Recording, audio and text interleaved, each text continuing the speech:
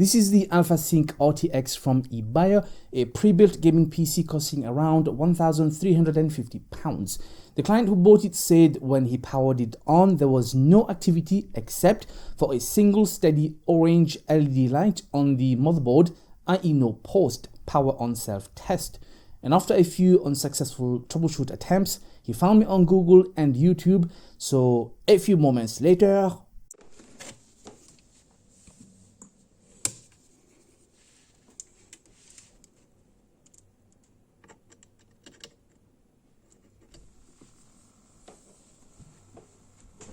we got movement, people. Let's go to input HDMI.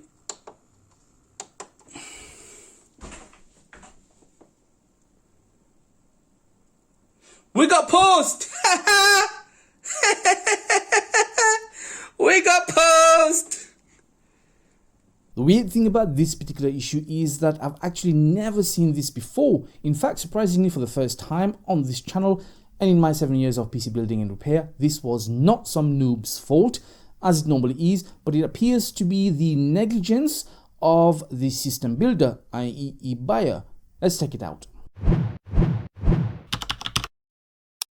For all you noobs out there, if your newly built gaming PC is not successfully posting outside of the case, it will always be due to one or more faulty parts, i.e. power supply, motherboard, processor, RAM, or graphics card. For more details, check out the video above, link also below.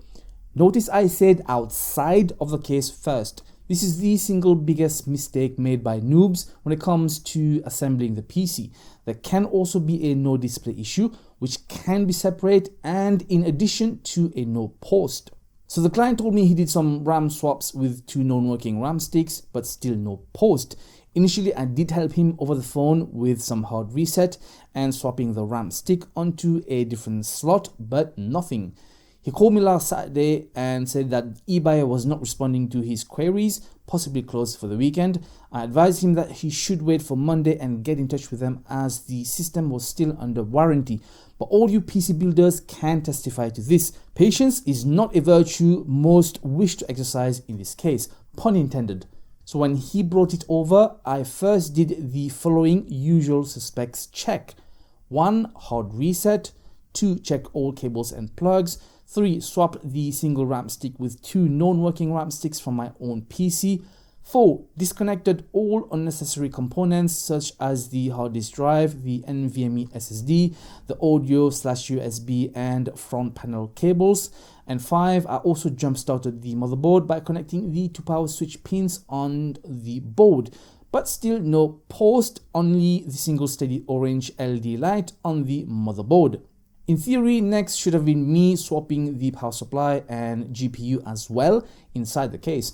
But I decided to breadboard the motherboard outside of the case and test again with a non-working graphics card, RAM sticks and power supply. But still nothing. At this stage, we have eliminated pretty much everything except for the motherboard and processor. So next was going to be swapping the CPU for a non-working compatible processor onto this board, and when I tried to remove the cooler with difficulties, with it also came off the processor. And voila, I found the problem, and it was actually a shocking revelation. The processor had been wrongly forced onto the socket, clearly ignoring the famous mandatory ZIF method, zero insertion force, consequently bending at least 2 pins on the processor. And of course, the cooler was just forced onto the CPU, crushing it and creating a small dent onto the processor socket as well. So I immediately contacted the client and I asked him to confess if they had done something to the processor or the cooler. They maintained they did nothing except RAM swap and that they did not remove anything else. It was a bit difficult to believe because common sense and logic would dictate that any professional reputable system builder would do a minimum post before shipping out the product, let alone an unforgivable blunder as to wrongly insert a processor onto a motherboard socket. At this stage, I suggested for the client to contact Ebuyer to complain, but he wanted me to try and fix it. I said no at first. as bending processor pins back can be disastrous, especially if it's an active pin, and especially when it appeared that this was clearly the system builder's negligence, according to the client's testimony. But after a few back and forth, the client agreed to take full responsibility of any further damage that I might cause, and I made sure they gave me evidence for this, and I got to work. I was going to use a Tesco club card, but it was actually too big, so I used a combination of a safety pin and a tweezer to try to bend it back straight again. This bend was not just an angular bend, but it was almost like an S-shaped pin, so I could not bend it perfectly back straight again, but I decided to see if it was straight curved enough to somehow fit into the socket, and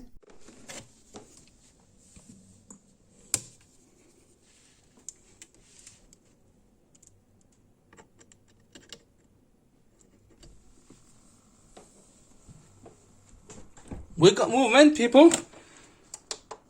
Let's go to input HDMI.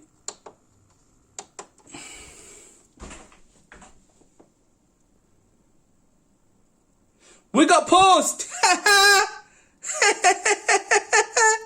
We got post. it was straight curved enough.